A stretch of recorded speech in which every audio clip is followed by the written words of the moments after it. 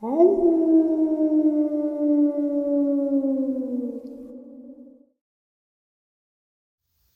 greetings and salutations, everyone. I hope everyone is still doing well, and welcome to tonight's second half.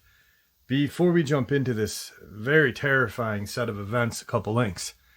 As many of you know, I rely on Patreon, PayPal, channel membership, and the merch to help the channel to continue to grow and go.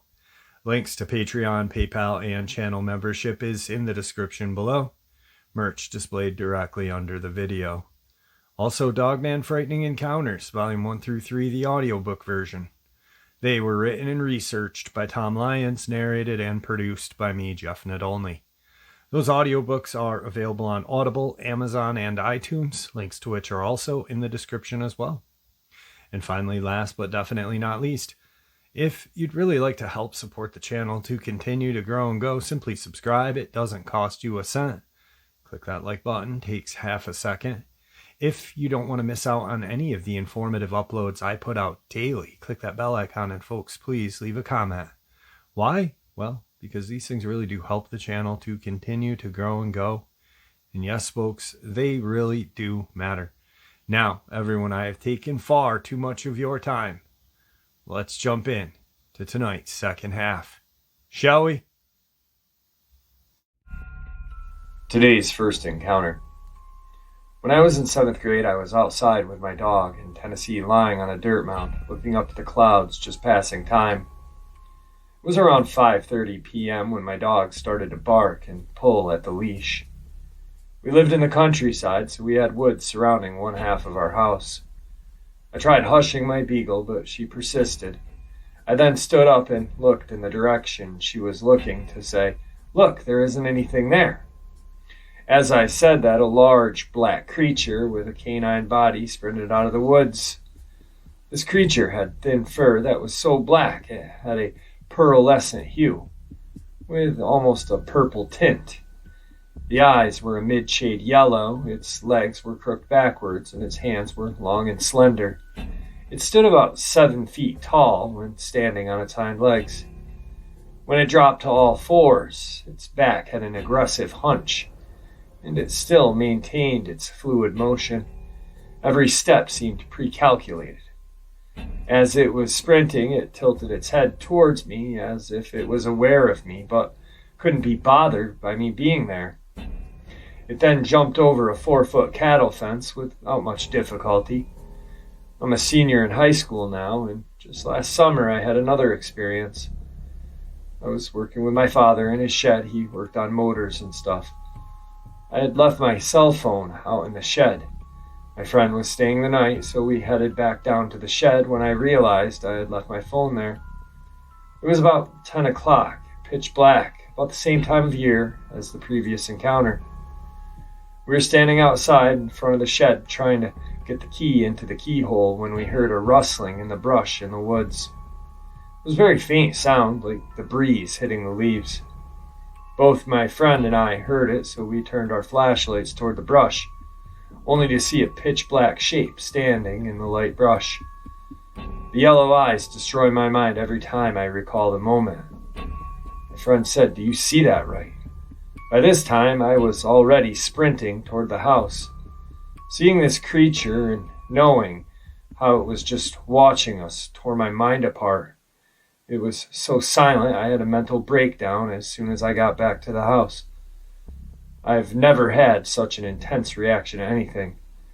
From then on, every time I went into the woods, I felt like something was watching me. I know this sounds crazy, and I get that. I struggle with telling anyone, and this is the first time I have reached out to share this experience with the public. Today's second encounter.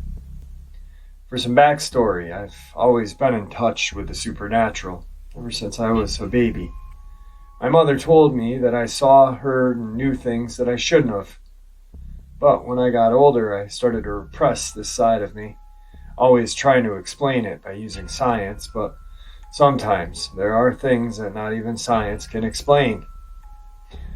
From when I was 13 to 17, I lived in a house out in the countryside of Sweden. The house and what happened is a whole different story. We lived right by a lake. We had a dock with some old boats we found abandoned by a small beach near our home. During the summer, people would go boating and fishing. The Swedish name for this lake is Gravlängen, which roughly translates to long grave. It's rumored by the locals that back in the day, they used to dump bodies in the lake. I've tried researching this, but found no written document of this ever happening, so it's hard to say if it's true. Half Island, where we lived, a pretty big one covered in a dense forest. This is where I and many others have experienced many strange events. The forest is divided into two parts, each with its own trail that forks from a dirt parking lot. There's a field that divides the two parts. It was sort of like a shallow bog, and there's a big dead tree that stands alone. There's the right side of the forest where many would walk along the trail to get to the cape, which was deep in the forest. My brother and I would often play and do kid stuff on the right side of the forest. Both of us have witnessed strange things happening there.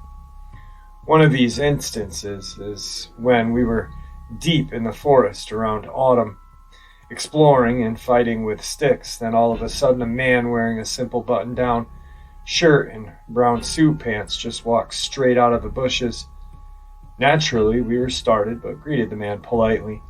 Now, what I found strange was that he walked really stiff and had a blank facial expression. His clothes he was wearing weren't weather appropriate since it was cold. When we greeted him, he just stood there, looked at us, and without saying a word, walked stiffly in a straight line into the thick tree line. Now, this incident is one of more explainable and tame events that happened in that forest, but nothing compares to the horror I experienced on the left side of that forest. The left side of the forest was rarely visited by anyone. It was mountainous and dense with trees and other vegetation. Prior to this experience, I had never really visited any part of that forest. This happened when I was 15. It was January of 2017. And it had recently snowed. It was cold. Winter morning, and I was bored out of my mind. I decided to take a walk in the forest with my dog we had at the time. His name was Coda, and he was a Shar-Pei, not the prettiest dog, and a bit of an asshole, but I loved him nonetheless. I put the leash on him, and we set off towards the forest.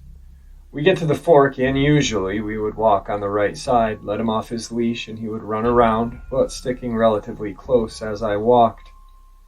But that day I wanted to explore the left side. It was like I had never known about that left side until that moment. Curiosity and a sense of adventure, I set off onto the trail leading up into the part of the forest, walking along on the edge of the field until the path leads up into the forest itself. We walked along the path, climbing over fallen trees and then downward until we entered a clearing. I unleashed Coda, and he runs like a maniac, as he would often do. The first thing I noticed was 4 oak in a near-perfect square. I even took some pictures. Past the oak, there were some young trees on the right-hand side of the far end of the clearing. If I remember correctly, it was birch. Then there were tire tracks that led into the forest to the left. How could a car get there is the mystery to me, but I followed them since the trail had ended. As I walked into the tree line where the tires were heading, I noticed an archway formed by fallen trees. As I walked along this quote-unquote road, there was a fallen hunting tower. It was covered in moss and seemed to have been there for a very long time. I kept going until I eventually ended up at a shoreline, and there I sat for a while reading a book as Coda was doing his dog stuff. After a while I noticed it was getting late, and since it was winter, I had a bit over an hour of daylight left. Since it was only a 15-minute walk out of the forest, I was pretty relaxed and would make it home way before sunset. So I called for Coda and we set off. This is when it happened. We walked the same way that we came, Coda walking ahead as he would. Getting closer to the clearing, Coda makes it there before I do. As soon as he entered the clearing, he took a sharp right behind a tree and completely vanished. I was stunned. I got to the clearing, and as soon as I entered, it was like the world was put on mute. No wind, no birds, nothing. Only the sound of my breathing. It had started to snow as well. I walked further into the clearing, and I was all of a sudden overwhelmed with a feeling of dread, like my whole entire body was setting off alarms. I called out for my dog, and usually, not always, came right away. But there was no sign of him. He's not a gracious dog. You'd hear him if he was close, but he was gone.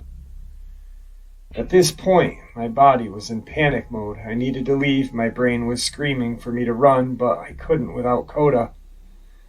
Then I felt eyes all over me, coming from all around me.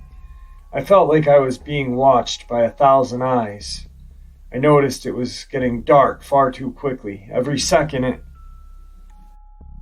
was getting darker and darker. I was standing there too afraid to move, crying and desperately calling out for my dog. I was there for 7 minutes, and every second felt like a lifetime, and then I heard a loud snap of a branch breaking. I looked in the direction it was coming from, and that's when I saw it.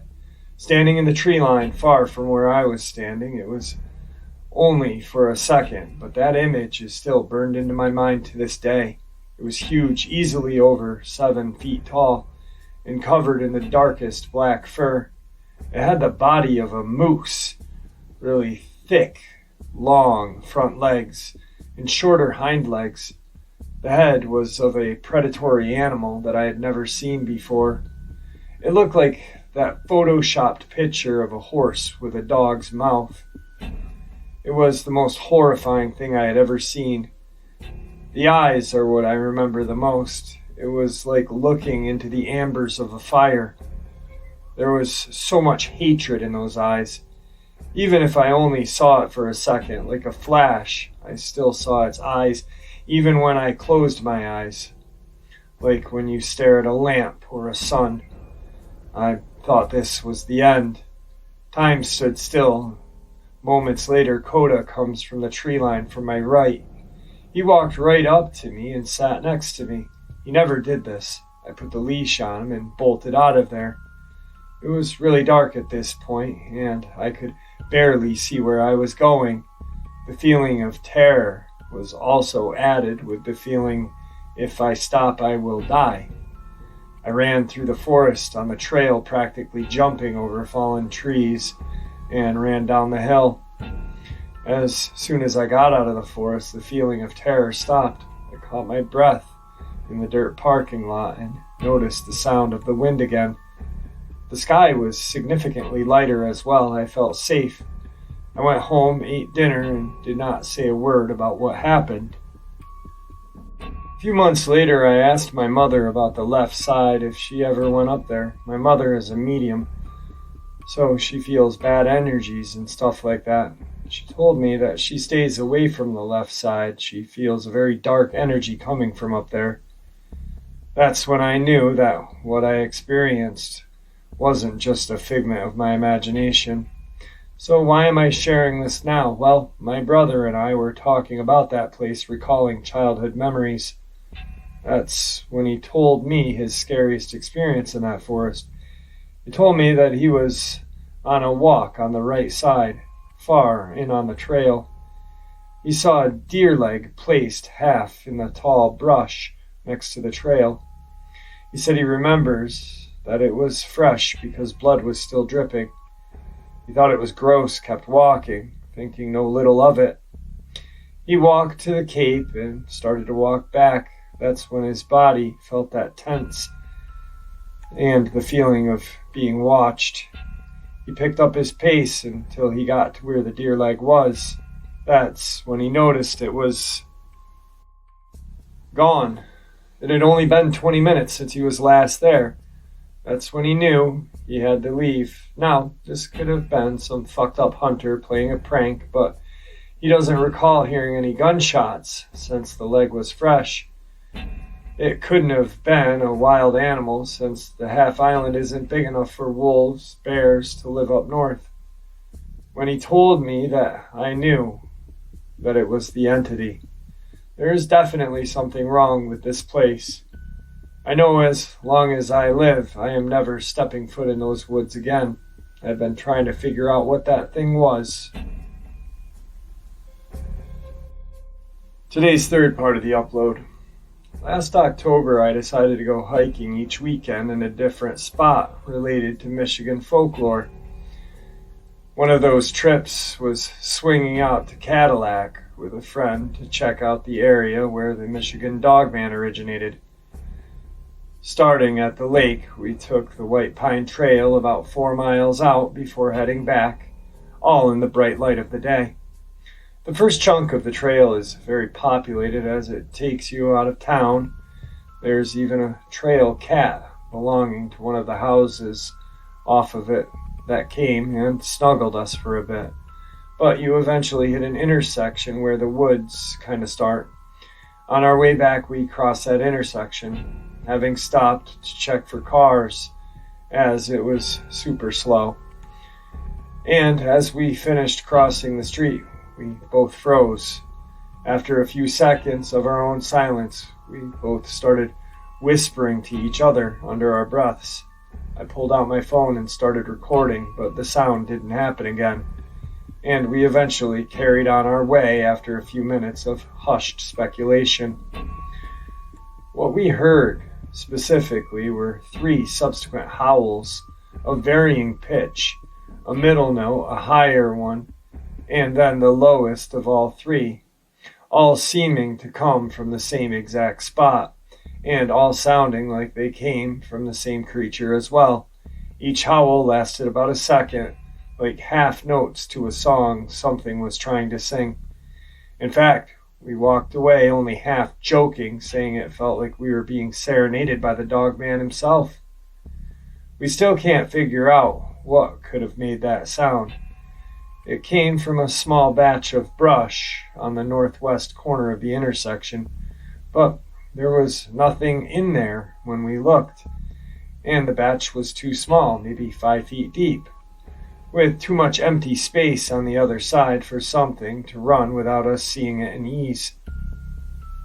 Just curious if anyone has ever been to Cadillac area and heard similar noises. There were no bad vibes or anything while we were experiencing it. If anything, we left that area feeling like something had been trying to play with or delight us a little bit. Thinking about visiting there again later. This fourth part of the upload. Before I begin, I would like to say that this is a very long experience. It's something that's haunted me since I was 6, since my first encounter with this creature. I've had dreams about this and 2 very specific encounters with the creature. I'm sharing this so I could possibly find help on what to do or how to get rid of this creature that's been hunting me since I can remember. For some background, I'm a 21-year-old female and still worry about this creature finding me, but I'll get into that detail later. I would always go camping with my grandparents, who I call Grammy and Grampy. At the end of my school years, I would always look forward to it, since I grew up loving the outdoors and the woods, especially loving camping, loving the idea of having s'mores, taking long hikes, being around a campfire, and of course the wildlife we would see. Now, I grew up in California, mostly near cities, so the forest was like my true home. I always preferred being near trees and dirt rather than buildings and crowded places. Besides, the woods were much quieter and more peaceful. I always felt safe when I was there, like nothing could ever hurt me. But something strange would always happen at the end of the month of May. I would have this reoccurring dream during the last week of my school year. I would be in the woods walking alone down a dirt trail.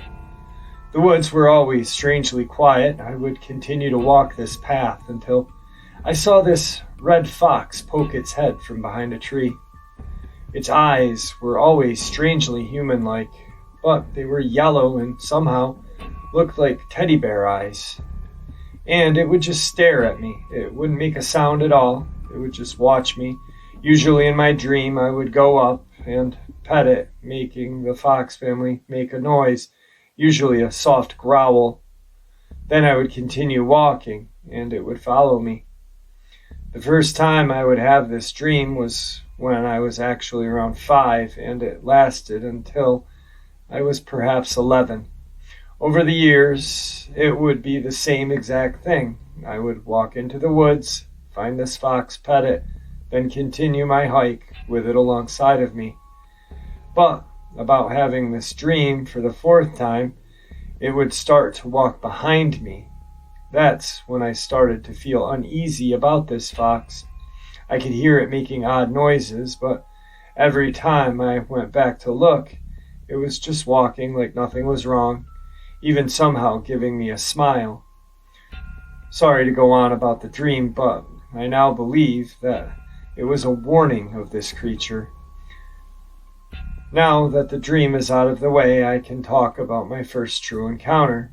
I was 6 years old and was going on a camping trip with my Grammy and Grampy for about a week. Of course, I was very excited about it, being able to barely keep myself in school seat for the last day of kindergarten. They had picked me up right as the bell had rung and already had the camping trailer attached to my Grampy's truck. I remember he drove an old red truck that only had 3 seats, me always being in the middle.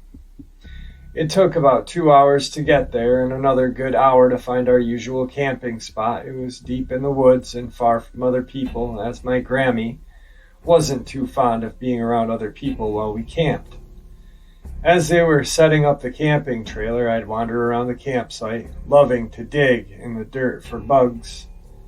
I sat down on the dirt and started to dig, but I noticed how strangely quiet the woods were.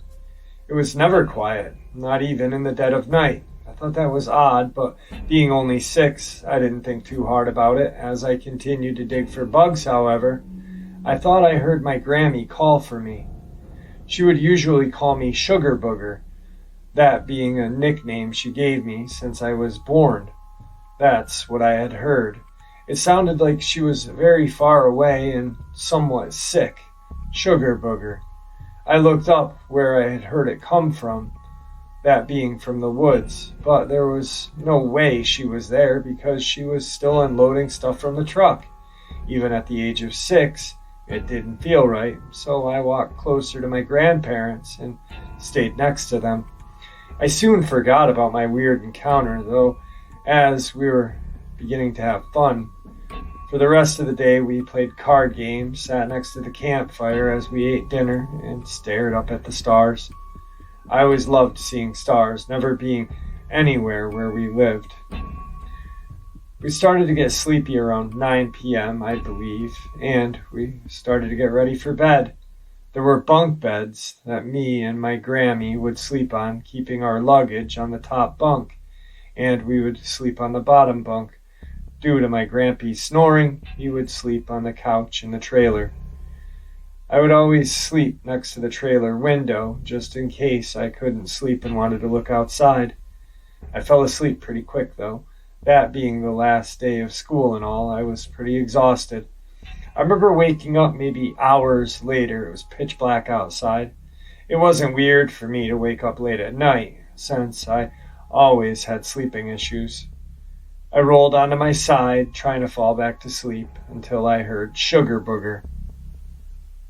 My eyes immediately shot open as I heard my nickname being spoken, but I knew it wasn't either my grandparents. They were both asleep, and never were known to sleep talk before. I started to get this horrible feeling in my gut, like whatever I was hearing wanted to really hurt me. Even at the age of 6, I knew this was not normal. Then I started to hear tapping at the trailer window. It was soft, but loud enough for me to hear it. Tap, tap, tap. I just sat there, frozen in fear. I was trying to just brush it off as tree branches or rain, but I just knew it wasn't. I could tell that it was really someone or something tapping on the window. I decided to be brave and look. Big mistake. I pulled the curtain away only to peek, and all I saw were these large yellow eyes. They seemed glassy, yet not entirely real. They looked like a giant teddy bear eyes, but cold and unwelcoming. I remember in that moment I panicked and quickly closed the curtain back up. I then hid under the blanket, that being the only thing I knew what to do when I saw a monster. I could feel tears falling down my face. I had never been so terrified in my life. I just curled up into my Grammy's side and clung to her all night. That damn tapping only got louder and more persistent throughout the night. I don't remember falling asleep, but somehow I did. I do remember my Grampy waking me up around noon, saying, how if I got up quick enough, we could still go fishing.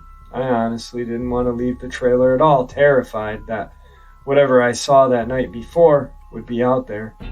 I did eventually go outside, but I was constantly looking around, horrified that whatever saw me last night would get me.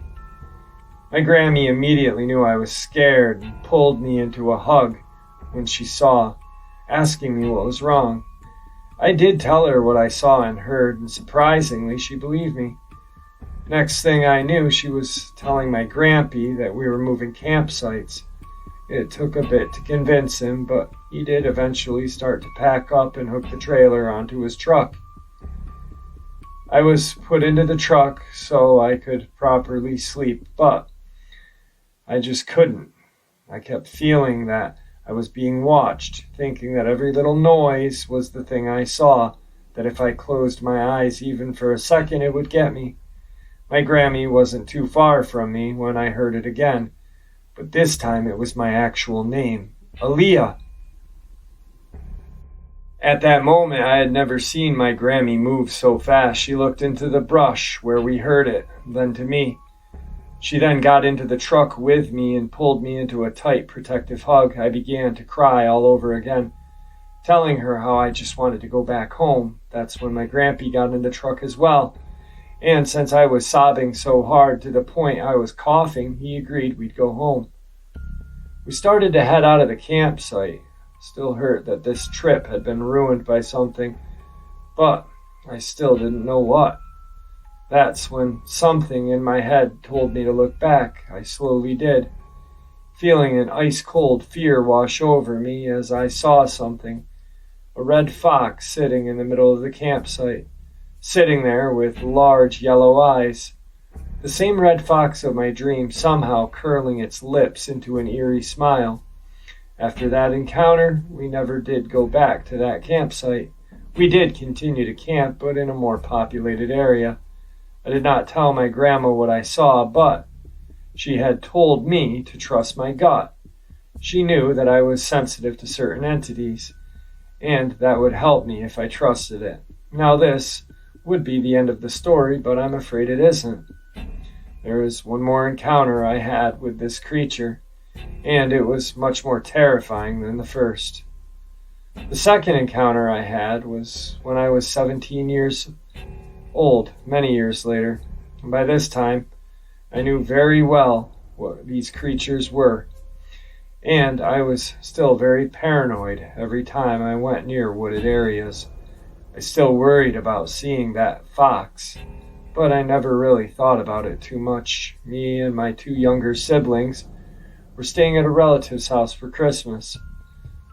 Then, living way up in the mountain area, I think they were my great aunt and uncle, but I'm not really sure.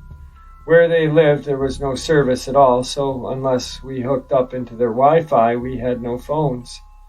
I didn't mind the house, still loving the woods no matter what happened, although at night I hated how they didn't close the window curtains, making it easy for anything outside to see us.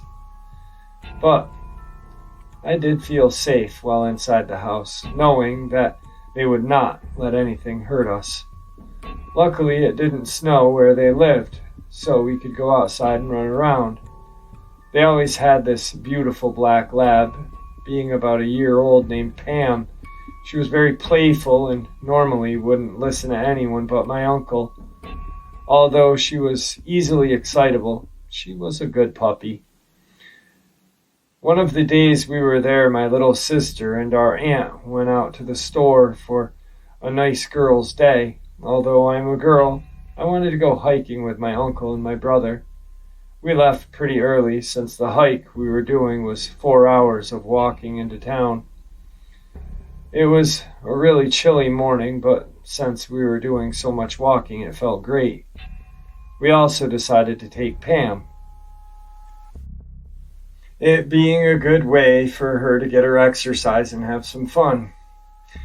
About maybe an hour into our walk, I started to slow down a bit, wanting to enjoy the beautiful forest. It was so peaceful. I could have honestly stayed there, but as we continued to walk, I started to feel something odd. I noticed how quiet the forest had suddenly become. Hearing only our footsteps and my brother talking to our uncle, Pam noticed it as well, her ears going straight up and growling softly. I started to pick up my pace to get next to my brother, worried that possibly a coyote or a mountain lion were nearby. I knew, though, that they wouldn't be out at this time. Even if they didn't walk near the roads. My little brother was only 9 at the time, and being the oldest sibling, my natural instinct was to protect him. My uncle noticed the silence as well, telling us to stay close to him and Pam, who was now next to me and still growling. I began to feel that horrible feeling again, that ice-cold fear I once felt when I was 6. I tried so hard not to think of that creature, but it was all I could worry about. I was scared. I felt like I was back to being that scared 6-year-old little girl again. I had to stop for a moment, though. Seeing my shoelaces had come undone, I quickly kneeled down to tie them back up. Trying to hurry and just get out of there, that's when I heard it. Aaliyah! At that moment, my heart dropped into my stomach, my eyes were widened, and I could just feel myself start to shake from fear. It was right next to me. I heard it clear as day. I slowly turned my head, and there it was. The same red fox, still having those horrid yellow eyes, and that same demented smile. Only this time, I saw it much more clearly. Its fur looked so matted and disgusting. The smell it had was like rotten, decaying flesh mixed with garbage. Its limbs were much too long for a normal fox, the back legs bending completely in the wrong way. Those eyes were still the worst thing about it, but now they looked emptier than I remembered. I wanted to scream, to run, to cry, but I just couldn't. I was frozen, as I was too scared to even blink. Then I heard it speak again. This time, however, it had mimicked my little brother's voice. Found you.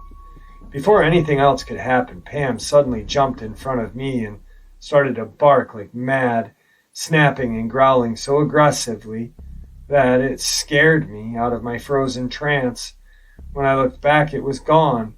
I used that moment to run over to my brother and uncle, who didn't see what I saw as they were too far ahead by now, but I heard my uncle start to pray and sing a song under his breath, keeping my brother and myself close to him.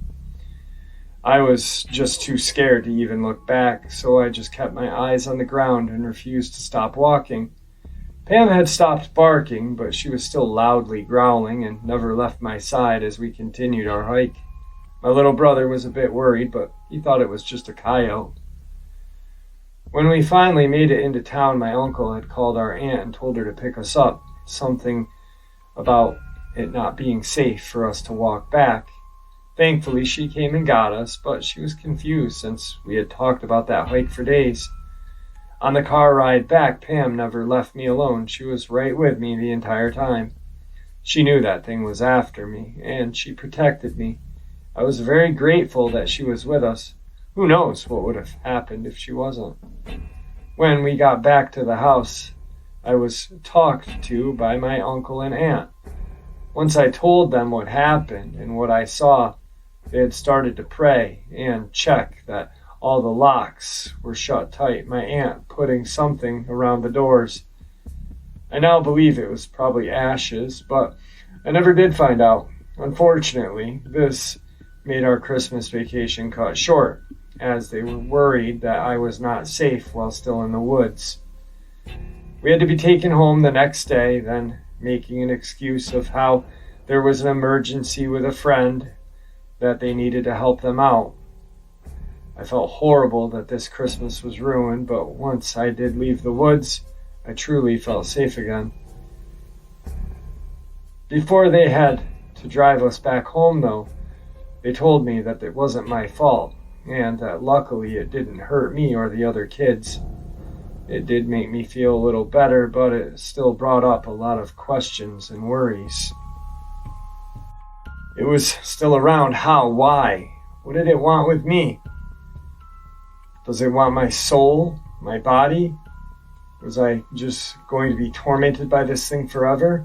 I still don't have the answers to these questions, and that's what really scares me. Now I've longed to move from California and now live in Kentucky.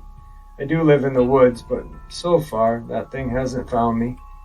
I know that seems very stupid on my part, but life had changed a lot when I was growing up. I was given no other option to live somewhere else, and my grandpa in Kentucky was kind enough to let me live with him, so please don't call me an idiot for moving back to the woods. I had no other choice. Anyway, while I am happy it has not found me, I'm still worried. Can it still find me? Is it still hunting me? I'm not close to anyone who truly knows how to get rid of this thing. And that's why I'm sharing it now, because hopefully someone can give me some help. Today's final encounter. I wanted to take a moment to let everyone know why I went to the mountains in the first place. I wouldn't have rushed there unless there was a good reason, especially considering I was vacationing in Atlantic Beach and was 6 hours away. I received a call from T and J about an incident that occurred both on Saturday and Sunday night, September 25th and 26th of this year. T and J have a cabin near the North Carolina-Tennessee line. Saturday night they were both outside sitting on their deck when at exactly 5:50 p.m. two Neanderthal appeared, their words, not mine, from the tree line directly in front of their home facing them. T described them both as being tall, lanky men who were both facially deformed and had hairy patches here and there all around their naked bodies. She said the eyes were too large for their faces, but the cranium was tilted to the left side like its head had grown incorrectly, or if there was a huge tumor growing from that side of its head. Jay agreed with T on her description, except Jay took it a bit further. He began to describe to me something that had made the hair stand up on the back of my neck. Jay mentioned that one of these men were holding what seemed to be an arm, and I mean an arm only, the arm of a human person that had been snatched off a man or a woman. He recognized it as a human arm because of a smaller size compared to the feral's arm, and also because Jay is certain he saw a dirty cloth bracelet of some kind on the wrist of the arm. The feral lifted up the arm and took a huge bite out of the arm that he was holding. Jay said the arm looked very purple, swollen, and decayed, and that the feral was carrying the arm around like a snack. T and J smelled an awful smell like dead deer carcass as they stood up and ran inside. T is on the phone with the police while Jay is getting his gun.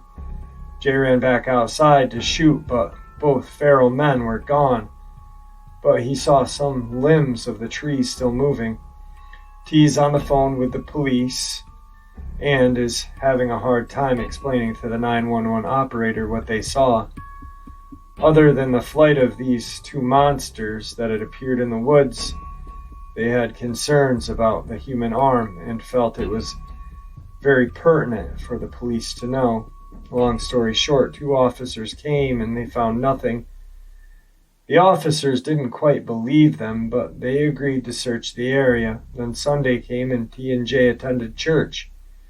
T explained to me that while at church, she asked for a special prayer over her home and property, and explained to the pastor that her and her husband felt like their home was being attacked by Satan, and left it at that. And after church, they returned to their cabin along with their 2 daughters and their spouses and their 2 grandchildren. T and J explained to their adult kids what had happened the night before, and exclaimed that she would rather the grandkids not play outside. The day continued on as normal until 8 p.m., not quite dark. Jay's outside with the 2 son-in-laws when out of nowhere they all smelled the awful smell. They were all startled when a huge flock of birds rushed from the tree line, followed by 15 to 20 frogs leaping in a rush away from the woods. A family of deer suddenly jumped from the corner of the property, heading toward the back of the house into the other side of the forest. The animals were running from something. Then something in the trees moves and grabs their attention. They see a creature standing watching them. It's just standing there looking. This time the creature is described as 6 foot tall, deformed man with huge shoulders, covered in mud and dirt, long black hair, evil face with white cloudy eyes. Its hands were a dirty burlap sack, like a potato sack, that appeared to have something heavy in it. As they were staring at this creature, completely unable to move in shock, T walks outside. She noticed the birds from the kitchen window and wanted to see what was going on. She sees all 3 men staring straight ahead in the woods, completely still, glances up, and that's when she sees it as well. She said she felt the most evil presence she had ever felt, and worse than the night before. The creature only stared at them all, not moving an inch. It looked unreal, like a wax figure. No birds chirping, no sounds from the wood whatsoever. They said the silence and still from the forest was just as scary as seeing the creature. T, frustrated and terrified, yells for it to go away. Everyone is in a panic mode, and they all go back into the house. One of the sons-in-laws, Jay, grabs his cell phone to take a pic, and Jay grabs his gun. Once again, when they return outside, the creature is gone, but the awful smell remained. Interesting fact, the Cherokee simply know it's feral people and consider them evil, part creature, part human. All right, guys, I hope you enjoyed this set of just terrifying experiences. Interesting, but terrifying. The infrasound and the fox-like Dogman. Interestingly enough, I've had a subscriber talk about this red fox-shaped Dogman out in Virginia. Not sized, but shaped. The face, the body was very similar to a fox, but it was not a fox because fox do not weigh 400 to 500 pounds. This one did. Pretty crazy. And I've had numerous other people talk about the same creature in that same location around Buchanan, Virginia. So anyway, with that being said, guys, thank you for supporting the channel. Your support is what makes this channel continue to grow and go, and what makes it a place for people to want to share their experiences, ideas, and theories. Please stay safe, happy, healthy, and ever vigilant, keeping an eye on our children, pets, family, and friends. These creatures are real. They are out there and dangerous. Share this information with the people you love and care about, and it may just help save their life someday. Until next time, never stop asking questions, never stop searching for the truth, and God bless.